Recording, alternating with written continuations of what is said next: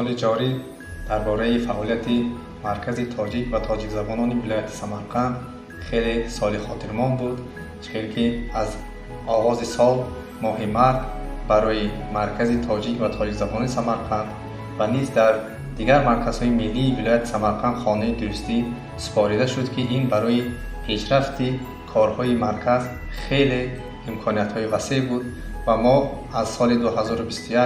چون که در اساس نقشه و چاره‌بینی‌های خود و پیش مانده بودیم و کارهای زیاد فرا آوردیم. سال جاری